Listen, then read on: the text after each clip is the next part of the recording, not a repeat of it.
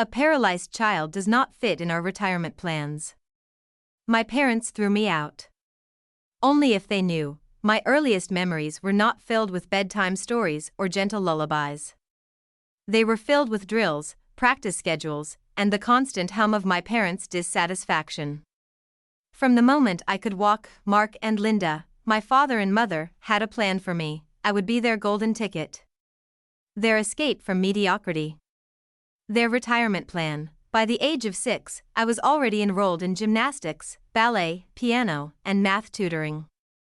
I was only allowed to watch TV if I earned it by winning competitions or acing practice exams. My parents were not cruel in the traditional sense. They didn't hit me. They didn't scream. Their weapon of choice was expectation. Do better next time, my father would mutter when I brought home a 95 on a math test. Second place is just first loser, my mother would add with a sharp glance after I placed silver in a gymnastics competition. I quickly learned that love was conditional. Affection came with success. Coldness came with failure, but there was one exception. My grandmother, Evelyn, was the only person who made me feel like a child instead of a product. Evelyn lived in a small, white cottage a few miles outside the city. Her house always smelled of lavender and freshly baked cookies. Whenever I came over, Evelyn would greet me with a warm, wrinkled smile and arms that always seemed too soft for the hard world I knew. Come here, my little ladybug, Evelyn would coo, sweeping me into her arms. I loved the weekends at my grandmother's house. Evelyn didn't care about medals or report cards. I just wanted me to be happy. We would spend their time picking wildflowers in the backyard or baking cupcakes, making a mess that my grandmother never scolded me for. I often brought my sketchpad along, drawing imaginary worlds filled with castles and dragons. Evelyn would sit beside me, brushing my long hair with slow, loving strokes. You have magic in you, my grandmother would whisper. You're going to do something wonderful one day. Not because of your medals, but because of who you are. It was the only time I felt free, when I was with my grandmother, but the visits were infrequent.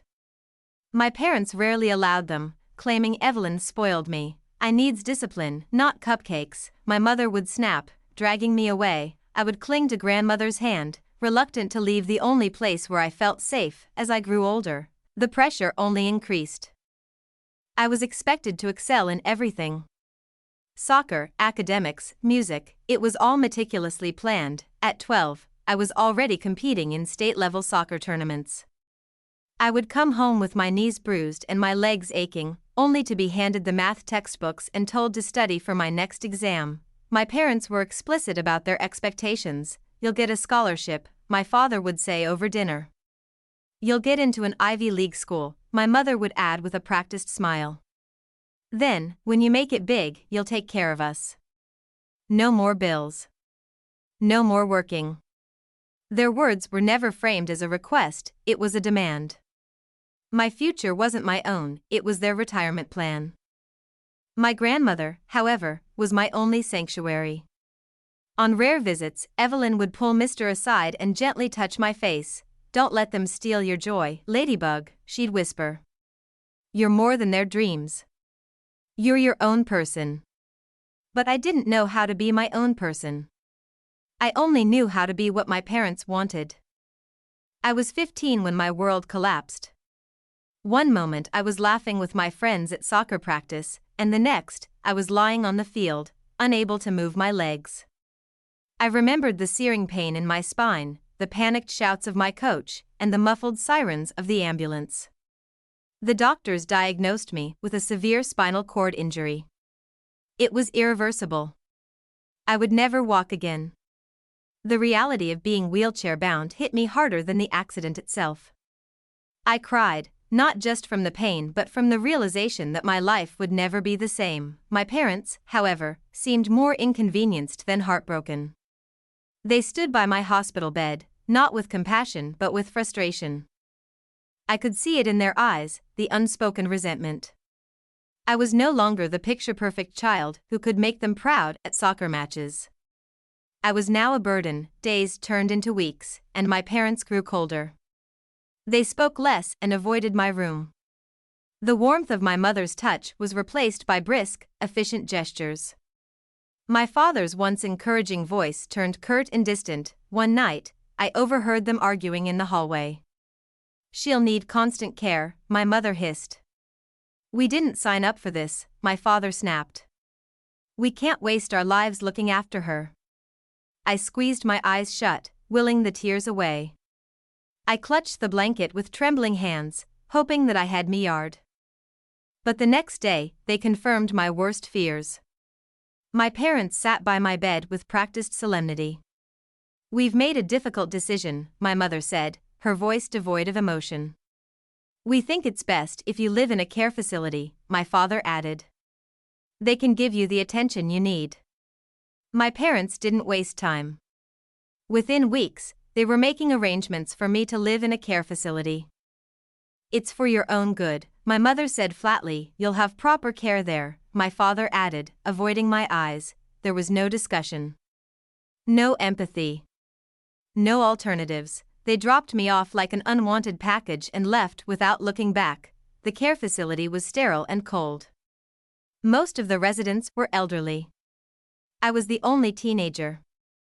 The walls were painted in muted colors, the air smelled faintly of antiseptic, and the halls were filled with the slow shuffle of walkers and wheelchairs. On my 16th birthday, I sat alone, staring out of the window, watching the rain streak down the glass. I didn't receive a phone call or a card from my parents, but there was one letter from Evelyn. "My ladybug," the letter read in my grandmother's delicate handwriting. "Your wings may be tired, but you are still meant to fly. One day, you will soar again. Never stop dreaming. Never stop believing in yourself. I love you always." I clutched the letter to my chest and sobbed into my pillow until I fell asleep, but the letters soon stopped. Evelyn had passed away quietly in my sleep. I learned about it weeks later, after the funeral. I hadn't even been told in time to say goodbye. When the nurse handed me Evelyn's final letter, my hands shook.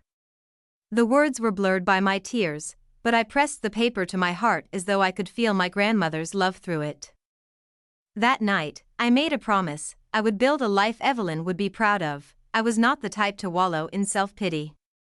I was determined to prove, if only to herself, that I was more than my wheelchair. I dove into books and online courses, devouring knowledge with a hunger that even my disability couldn't suppress. My journey was not glamorous.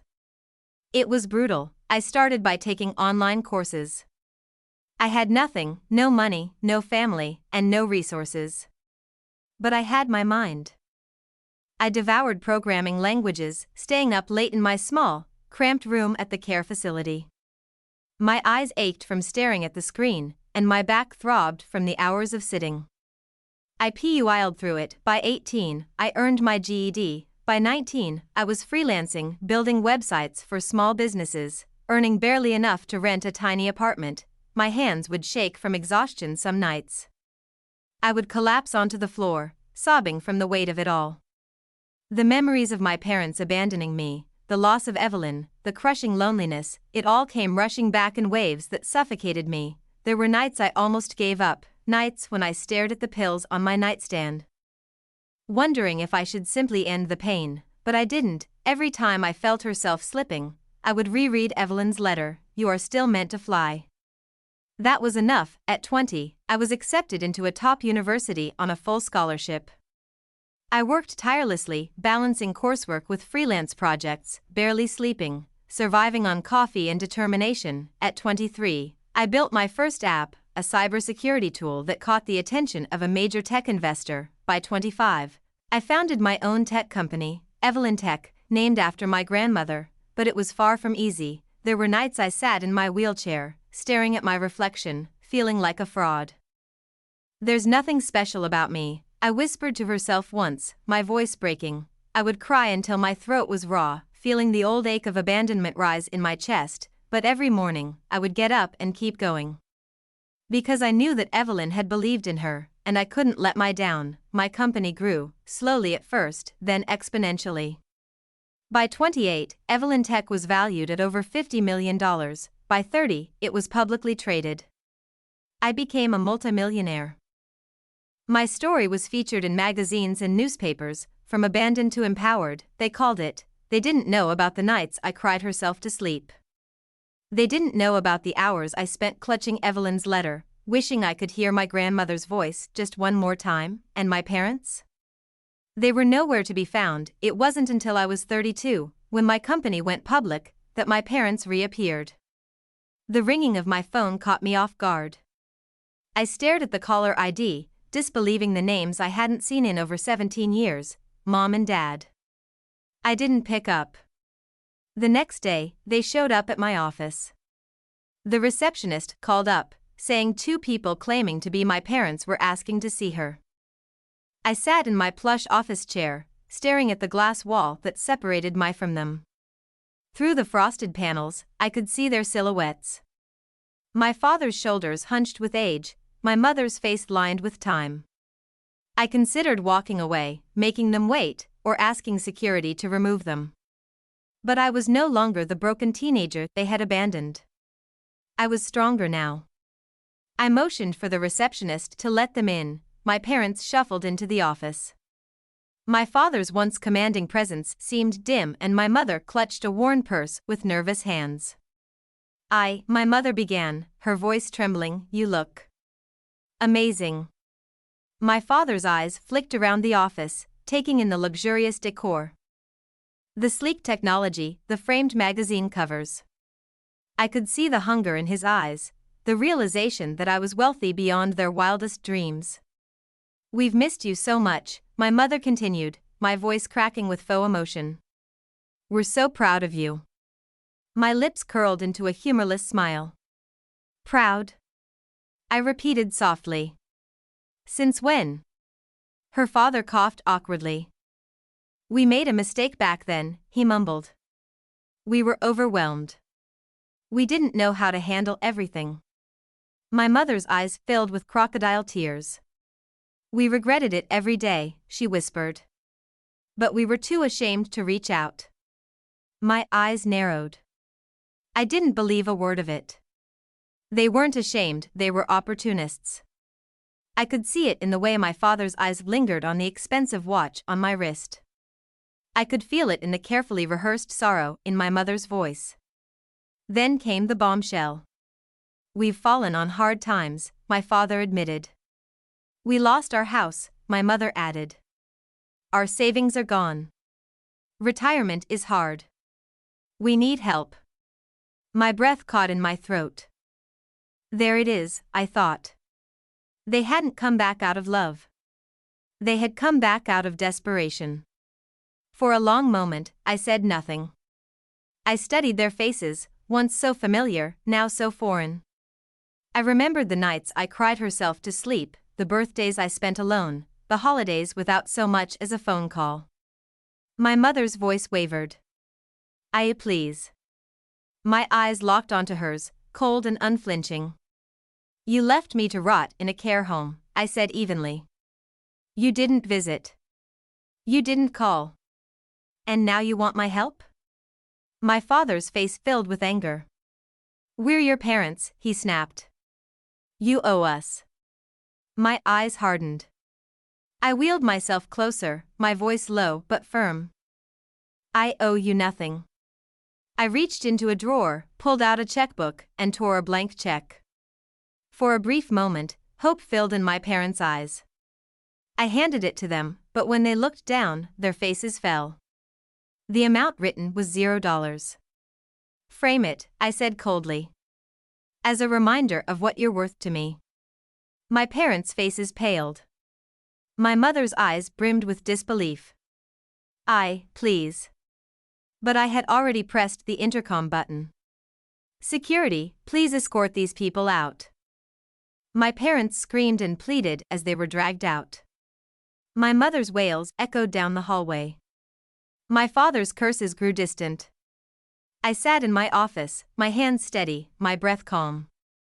I stared at the blank check on my desk and then slowly, deliberately, I tore it into pieces. But my parents weren't done. After being denied, they went to the media. They appeared on daytime talk shows and tabloids, weeping into tissues, telling fabricated stories. "She abandoned us," my mother wailed on national television. we sacrificed everything for her.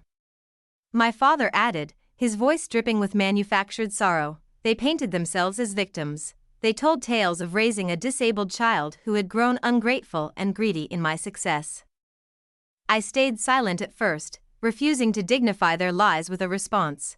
But the media frenzy grew. Old photos of me as a teenager in my wheelchair were circulated with misleading captions, making me look like a heartless millionaire who had turned my back on my devoted parents. That was when I fought back. I released my own statement, revealing the truth, the abandonment. The care facility.